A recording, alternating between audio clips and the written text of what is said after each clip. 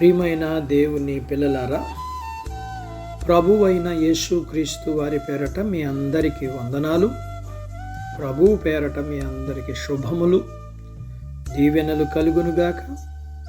ఈ ఉదయకాలం పరిశుద్ధ గ్రంథము నుండి దేవుని వాక్యాన్ని చదువుకుందాం.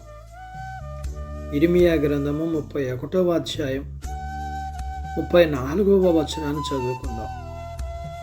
నేను వారి దోషములను క్షమించి వారి పాపములను ఇక ఎన్నటికీను జ్ఞాపకం చేసుకున్నాను. దేవుడు తన మాటలు మన కొరకు దీవించునుగాక. ఆమేన్.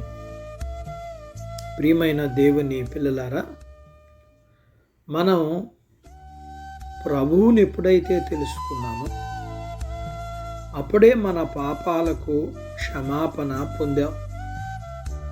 మన అపరాధాలన్నీ ఆయనకు అప్పగించి ఆయనను కృపగల దేవునిగా ఎరిగాం. ఇది ఎంత సంతోషకరమైన విషయం! ఈ వాగ్దానములో ఎంత చక్కని మాటలు దేవుడు మనకు అనుగ్రహించాడో చూడండి. మన పాపాలను మరి ఎన్నడూ జ్ఞాపకము చేసుకోనని ఆయన వాగ్దానం చేస్తున్నాడు. అసలు దేవుడు మనల్ని మర్చిపోగలడంటారా? ఆయన మరిచిపోతాను అంటున్నాడు. ఆయన ఏం చెప్పాడో అది చేస్తాడు కూడా. మనం ఎన్నడూ పాపము చేయలేదన్నట్లనే ఎంచుకుంటాడు. ఆ మహాప్రాయశ్చిత్త బలి మన పాపములన్నిటినీ ఎంతో చక్కగా రూపు మాపేస్తుంది. ఎంత చక్కగా అంటే, మన పాపాలు గూర్చిన జ్ఞాపకం దేవుని మనసులో ఏమాత్రం లేదిప్పుడు. పాపానికి లోకానికి ముందు నిష్కలంకంగా ఉన్న ఆదామును అంగీకరించినట్లుగా యేసుక్రీస్తులో ఉన్న ఒక విశ్వాసిని దేవుడు ఇప్పుడు అంగీకరిస్తున్నాడు. ఆదాము కంటే ఎక్కువగా దేవుడు ఒక విశ్వాసిని అంగీకరిస్తాడని చెప్పాలి.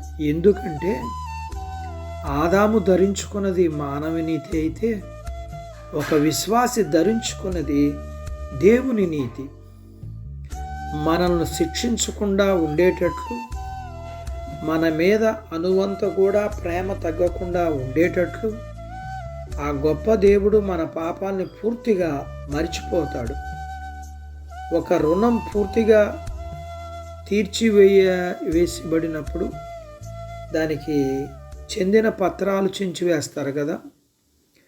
ఆ విధంగానే ప్రభువు తన ప్రజల పాపాలకు సంపూర్ణ ప్రాయశ్చిత్తం జరిగించి వాటి గుర్తులు జ్ఞాపకాలు లేకుండా పూర్తిగా చెరిపివేస్తాడు. మన పాపాల నిమిత్తం, అపరాధాల నిమిత్తం, ఆత్మీయ కొరతల నిమిత్తం మనం రోధిస్తాం. మన జీవితాంతం మనం విధిగా చేయాల్సిన పని అయితే అవి ఎప్పటికీ మళ్ళీ మనకి వ్యతిరేకంగా గుర్తు చేయబడవని చెప్పి అభినందించాలి. అలా ఆనందించటం వల్ల మన పాపాన్ని అహస్సించుకోగలుగుతాం. దేవుడిచ్చిన ఉచిత క్షమాపణ మూలంగా మనలో కలిగిన ఆసక్తిని బట్టి మనం మరలా అవిధేయ చేత ఆయనను దుఃఖపరచం. అట్టి బాధ్యత దేవుడు మనకు దయచేయునుగాక. ఆమేన్. ప్రార్థించుకుందాం. నాతో పాటు ఏకీభవించండి. మమ్ములను మిక్కిలిగా ప్రేమించిన మా ప్రియ పరలోకపు తండ్రి, మీ పరిశుద్ధ నామమును బట్టి మీకు వందనాలు. ఈ ఉదయకాలం మీ పాదాల దగ్గర మీ లేఖనాన్ని మేము నేర్చుకోవడానికి సహాయం చేశారు. మీరు మా పాపముల కోసం మీరు కలవరి సిలువలో నిత్యత్వాన్ని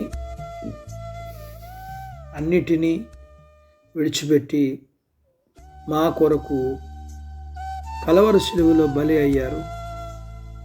అది కేవలం ఒక్కరోజుకు మాత్రమే కాదు, కానీ మా జీవితకాలం అంతా మాకు క్షమాపణిచ్చే ఆ శాశ్వతమైన బలి నిమిత్తమై మిమ్మల్ని స్తుతిస్తూ, ఇటు బాధ్యతను బట్టి మీకు నిండు కృతజ్ఞతాస్తుతులు వందనాలు చెల్లిస్తూ, మానవులము, పాపులము, దుర్మార్గులము, దుష్టులము,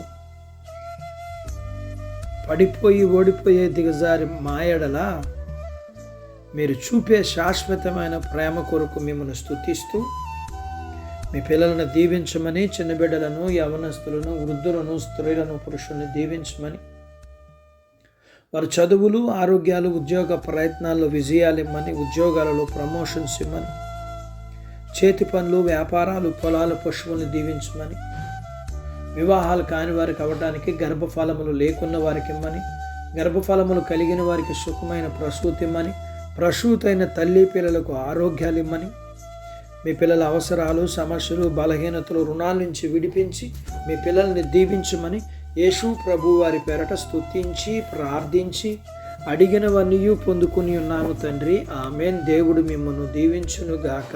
ఆమెన్.